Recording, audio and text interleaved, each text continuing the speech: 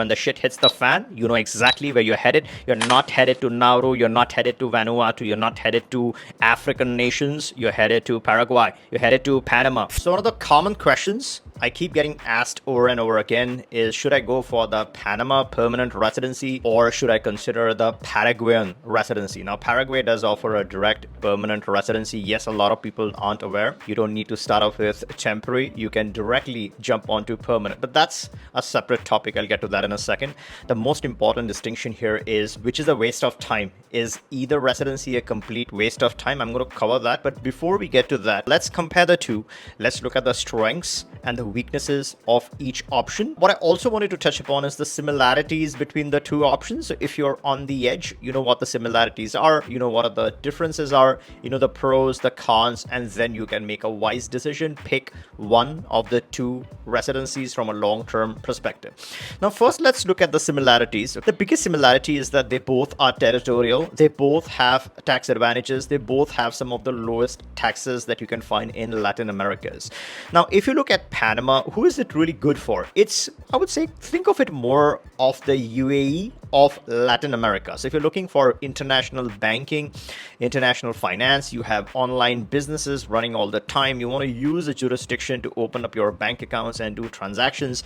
If the volume of those transactions are high, then Panama is slightly more advantageous. It's more international. It does a lot of international business and finance. Now, if you compare and contrast that with Paraguay, now, of course, the Paraguayan banking is safe, it's decent, and it's perfectly fine to live your life, do banking in Paraguay. But when you compare the two, Panama takes the edge because it has more international exposure. A lot of countries are used to doing business with Panama. So Panama Papers, etc., does taint its reputation a bit. It was also on the gray list, and now the situation is a lot different. Now it's trusted more. It's off the gray list. So you should be fine in Panama.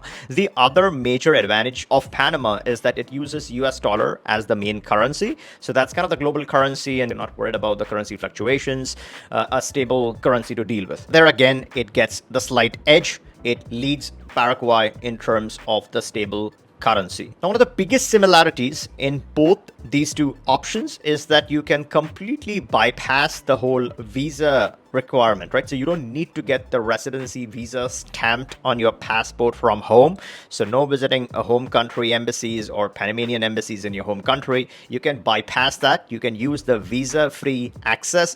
And when I'm talking about these topics, I'm obviously assuming that you have a decent enough passport that has a visa-free to Panama or Paraguay. A lot more passports have the visa-free to Panama, or let's say you have a residency card like the Canadian PR card or the US green card, or even a US visa, you do get access to Panama, and it's not as easy for Paraguay. So if you come from a strong country or a planny country, then yes, you have Paraguay accessible. For the rest of you guys, I think Panama would make it more easier because you would have some of the other visa-free entry to Panama. Now, once you are inside the country, the immigration procedure is super fast. In Paraguay, our liaison requires only 2 days of your time inside Paraguay. We complete the immigration procedure, and in 45 days, you would obviously collect all your documents. And that's the process for Paraguay. In Panama, it takes 2 to 3 months, right? 1 month is the fastest, but sometimes it could take, just to be realistic, sometimes it could take 6 to 8 weeks to complete your process in Panama. So in terms of speed, they're neck and neck. One takes 45 days. The other one takes 45 to 60 days. So you can't go wrong in terms of speed. They both are super fast. The second big similarity between the two of them, and one that most of you guys watching want to hear, love this, is it's a back pocket residency. And when I say back pocket, what I try to mean is it's flexible. It doesn't enforce mandatory physical presence in the country. So if you want to live there, you want to spend some time, do your stuff, when the shit hits the fan, if you want to be in these countries, you can be there. But otherwise, if you don't have the time, or if the situation is not right for you, you have the residency, but you cannot physically be in the country, then that's perfectly fine. Both these two countries do not mandate a physical presence. Now, what are some of the big negatives of these two options. And if you are looking for a certain benefit, both these two options could be a complete waste of your time. And that is if you're looking for citizenship, if you're trying to get a residency to eventually gain a citizenship, or if you're thinking that you are going to be a citizen after a certain point in time.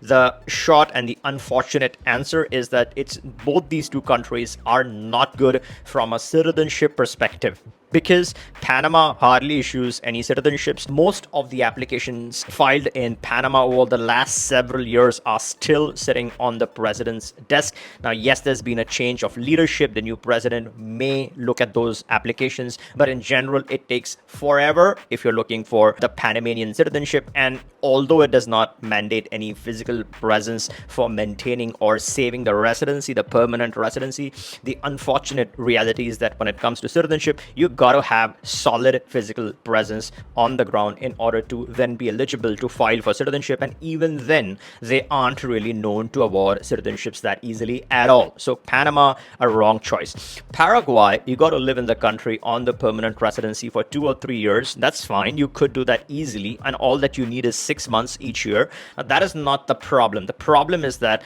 Paraguay does not allow dual citizenship with most nationalities. If you're from Italy or Spain, it's a different story. But if you're from the US, Australia, or any European country or any Asian country, then unfortunately, Paraguay does not have a dual citizenship treaty. So it's not a good option for citizenship purposes. The second commonality between these two options is that they both are super heavy on the documentation requirements. You need the FBI check, apostille, or any police report from the country of your residency apostille. So that's a big hurdle. It has to be a federal level apostille, right, based on which country you're coming from. And then it also requires your birth certificate apostille from the state where you were born. Now that could take a lot of time based on where you're coming from. So both these two countries require those mandatory documents, so that could be a slight disadvantage. Now, whereas Paraguay shine. Now, Paraguay shines in terms of the qualifying criteria. Now, if you come from a friendly nations list of countries,